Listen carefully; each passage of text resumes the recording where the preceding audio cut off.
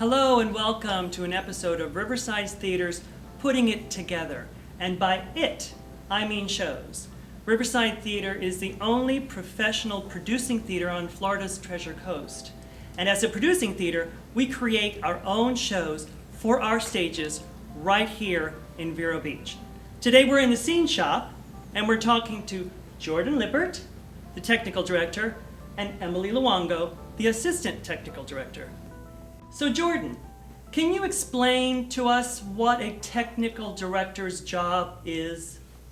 So a technical director's job has many bits and pieces, but for the most part, the sole heart of it is making sure that the sets are built and painted and get on stage. So from the very early design phases, working with the scenic designers to budget the show and then work with them to get within our specific budget that we need to be for the show. From that point, we then transverse into getting the show ready to be on the floor here being built. So creating drawings to build everything, and then once we do that point, we then shift into paints with everything. So it's most of my responsibility comes with managing that whole process, from getting the drawings to getting it out onto the stage. So from the set designer, you get the plan, the drawings of what the show will look like. Do you have any input with regards to telling him, well, maybe we should do this, or something might fit better on our stage this way? Yes, there is some of that. The best relation I can make is, into more of the residential and commercial world, is that the designer is like the architect, and I'm like the engineer. So the designer shows me what he wants it to look like, and then I have to go through and make sure it's possible to be built like that, or work with him on adjusting bits of scenery so that they fit or are light enough to fly, and various other things. So the set designer sends you plans like an architect would be, drawing-wise, scale-wise, and everything. And then is it up to you to decide the materials that go into the build? Yes. So he sends me his packet of drawings that have all of the set pieces, where everything's going to be on the stage, and what everything's going to end up looking like. And then it's my decision to look through things and decide, oh, we'll make this out of regular wood, or this may be out of metal, or this is a very big piece that's going to be flying in the air, so we need to make some pieces maybe out of foam or other materials. Now, Emily, you have designed sets here at Riverside for the Children's Theater and for our second stage. As a set designer, what do you look for with regards to creating this sort of room that people will come in and be part of? Well, the first step of any design, other than reading the script and doing all that background, is meeting up with the director for each show. Sometimes the director goes straight into a show with a full-out concept already blown to what he wants to be. Otherwise, it becomes more of a conversation and a lot of back and forth. And once you have that concept, then I tend to go into research imagery, because I'm a big imagery person. So I go through a million photos online looking at anything that even possibly relates to life that we've spoken about, and then I kind of pull from there and then put together a big picture, and then you're supposed to kind of like take the technical side of it and meld it in, make sure that it actually functions and can do what it needs to do and fit on stage, fit with however many actors you have, and be functional, and then you go from there. Well, you mentioned the script, reading the script and doing the research. Some scripts don't give you sort of an idea of what it should look like. So when in talking to the director, do you bring up your own ideas of what the set should be or how it should function? Depending on the director, it's a little bit of a mix. Sometimes, like I said, the directors already have their thought and are ready to go with it. Other times, it's just a big communication back and forth, like with I Love You that's coming up, I Love You, You're Perfect Now Change. We went back and forth quite a bit on what we wanted that concept to be, because that script is very bare bones about what the set actually is.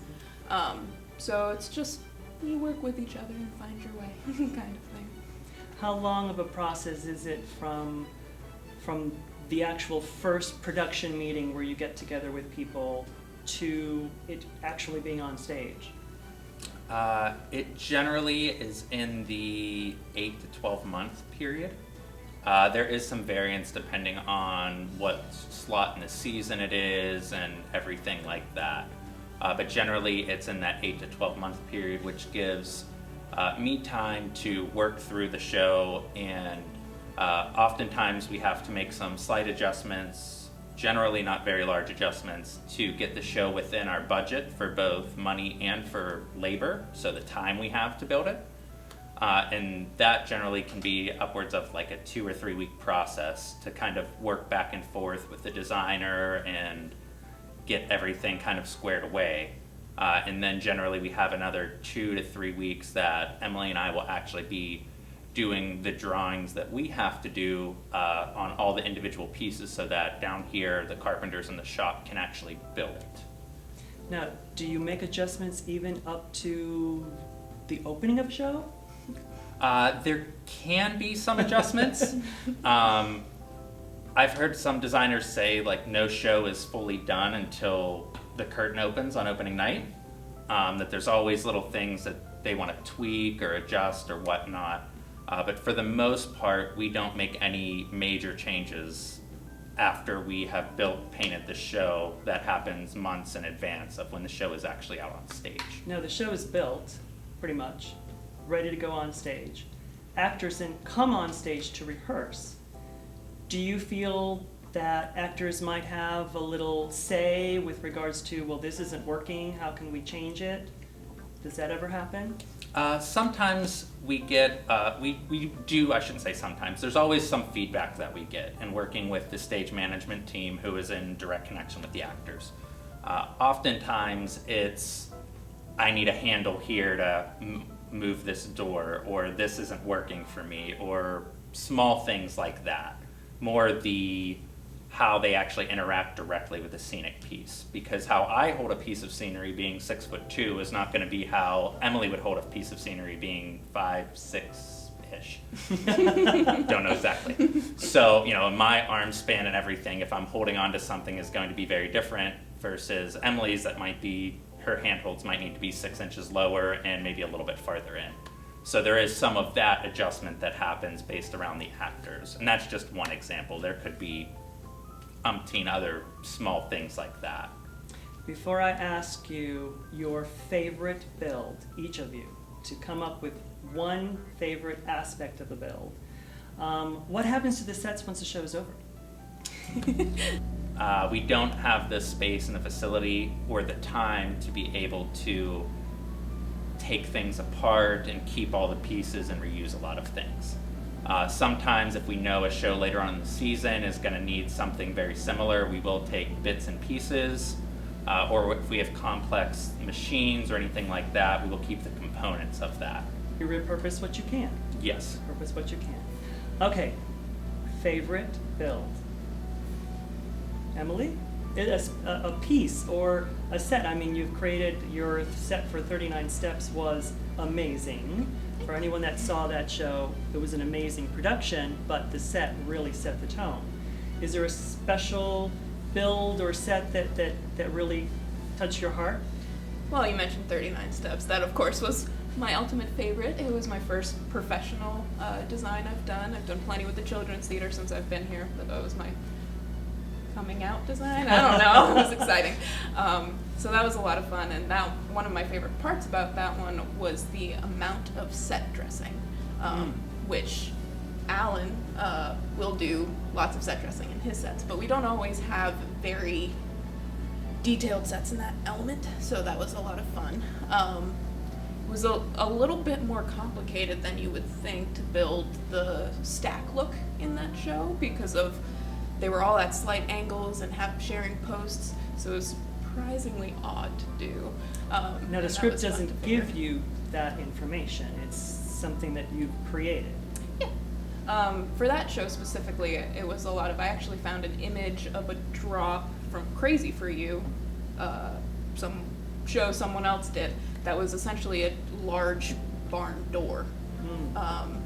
And I just thought that was an intriguing idea since that show needed so much shadow play and it was just a different way to do it. So that was kind of where I went with that one. Good, great, fabulous. Jordan? That's a wonderful question. Thank you for stalling for me for that. You could have really elaborated more. It would have helped me. So people always ask me this question. I never have a good answer.